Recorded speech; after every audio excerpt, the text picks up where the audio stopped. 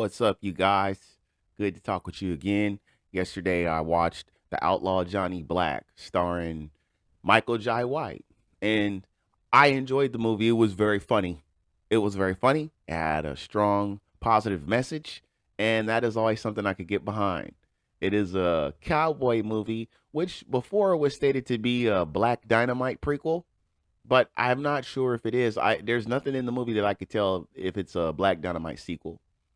But what it's about is we follow Johnny Black as he is tracking down the person that gunned down his father when he was a kid. So he's been walking around with this for a long time. And in the pursuit of this guy, he comes across a preacher, and the preacher is headed to a town where he can meet up with a woman that he's been writing letters to for a long time that he's in love with.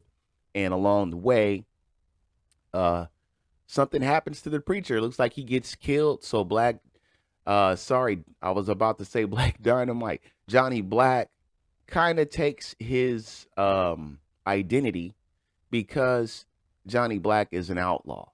All right, outlaw Johnny Black. So he's on the run from the law, and he's trying to evade them any way he can. They don't actually know what he looks like, but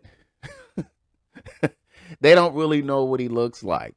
Okay, so he can use that to his advantage. So he goes to town, he takes on the life of this preacher, and meets the woman that the preacher was supposed to be meeting up with. He does the best that he can to stay on mission, even though the women in the town seem to really like him. But then the preacher shows up, and it gets even better. And they work together to try to, solve whatever it is that Johnny Black is trying to do. So they decide to work together. And that was really cool. Everybody in the town was pretty funny. Tommy Davidson is in the movie. He was acting goofy as hell. He was pretty good. Um, like I said about Black Dynamite, I can't really see if this is a prequel to that. But if it is, in any kind of way that I might have missed, then it is an enjoyable one. Black Dynamite is a funny movie. This was a funnier movie than I anticipated it being, and it was put out at the beginning of the movie. You see, it's made by Gigantic Studios, which is really cool. That's JAI, Gantic. So that's Michael Jai White's own thing. And I'm wondering if he has his own studios now, and if he's going to be getting more movies put out. It took a while for this movie to get made. I saw the trailer about 5 years ago, and this is a crowd-funded movie, which movies should be crowd-funded. The people should put up the money to say, hey, I want to see that. And then the money is used to produce those things. And those people go home and watch that movie and probably bring more people with them.